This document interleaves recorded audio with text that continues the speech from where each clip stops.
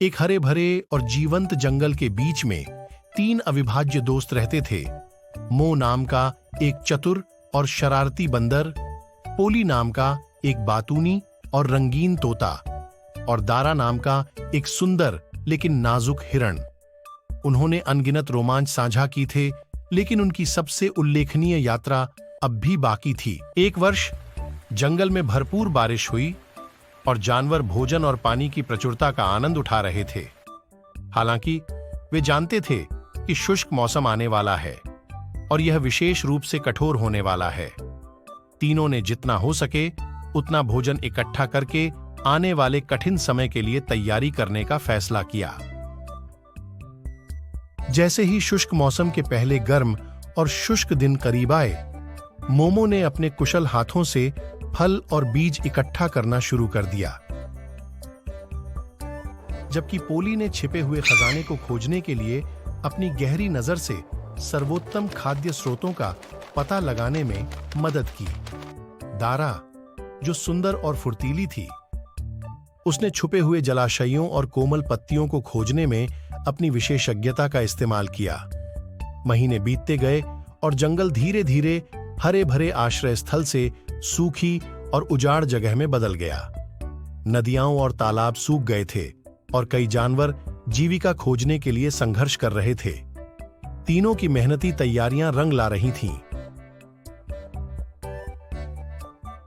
लेकिन यह स्पष्ट था कि उनकी आपूर्ति पूरे शुष्क मौसम तक नहीं रहेगी। एक दिन जब जंगल में चिलचिलाती धूप पड़ रही थी, उन्होंने देखा कि दारा की हालत तेजी से बिगड़ रही थी।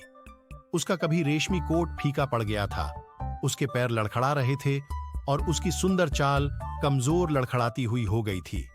वह झड़ने की कगार पर थी। मोमो, पोली और दारा जानते थे कि उन्हें तेजी से कार्य करना होगा। दारा उनके छोटे समूह का सबसे कमजोर सदस्य था और उसके बिना वे जीवित रहने की कल्पना भी नहीं कर सकते थे। अपनी आखिरी ताकत के साथ दारा पानी की अपनी सख्त जरूरत को बताने में कामयाब रही।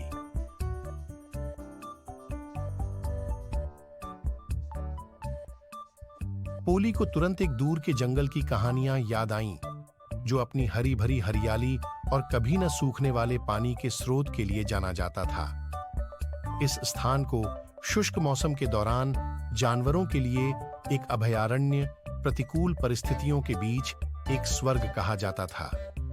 यही एकमात्र आशा थी जो उनके पास बची थी।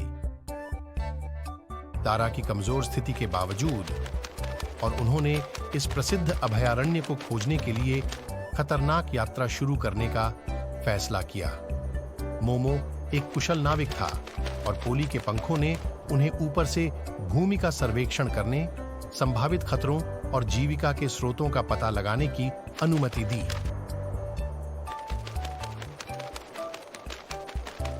यात्रा खतरे से भरी थी। उन्हें शेर, चालाक शिकारियों और विश्वासघाती इलाके का सामना करना पड़ा। पोली की तेज चोंच और त्वरित बुद्धि अक्सर उन्हें आपदा से बचाती थी, जबकि मोमो की फुर्तीली उंगलियां भोजन प्राप्त करने और जाल से बचने में अमूल्य साबित होती थीं। लेकिन हर दिन दारा की ताकत और कम होती गई और वे उसकी आंखों में हताशा देख सकते थे। एक शाम जब वे एक बड़े प्राचीन पेड़ के नीचे आराम कर रहे थे, दारा आगे नहीं जा सका। वह जमीन पर लेटी हुई थी। हर उखड़ती सांस के साथ उसकी छाती ऊपर उठ रही थी। दोस्तों को पता था कि वे एक महत्वपूर्ण मोड़ पर पहुंच गए हैं। दारा का जीवन अधर में लटका हुआ था और उन्हें अभी तक अभयारण्य नहीं मिला था। निराशा दृढ़ संकल्प में बदल गई।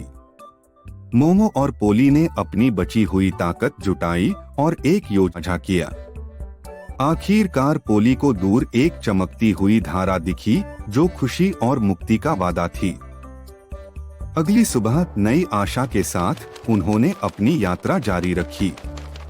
दारा हालांकि कमजोर थी, पानी की संभावना और अपने दोस्तों के अटूट समर्थन से प्रेरित होकर खड़ी होने और आगे बढ़ने में कामयाब रही। जैसे ही वे जलधारा के पास पहुंचे, जंगल के बीचों बीच से बहते क्रिस्टल साफ पानी को देखकर उनकी आंखों में आंसू आ गए। दारा ने खूब पानी पी और उसकी ताकत धीरे धीरे वापस लौट आई। जिस प्रसिद्ध अभयारण्य के बारे में उन्होंने सुना था, वहां जाने से पहले तीनों ने कुछ दिन आराम करने और अपनी आपूर्ति को फिर से भरने में बिताया। वहां उन्हें एक आश्रय स्थल मिला जहां जानवर शुष्क मौसम से बचने के लिए एक साथ एकत्र होते थे। दोस्तों का खुली बाहों से स्वागत किया गया और उन्होंने शुष्क मौसम का शेष समय भरपूर भोजन और पानी का आनंद लेते हुए और अपने साथी वनवासियों के सौहार्द का आनंद लेते हुए बिताया। दारा के स्वास्थ्य में सुधार हुआ और इस कठिन समय के दौरान मोमो, पोली और दारा के बीच का बंधन और भी मजबूत हो गया।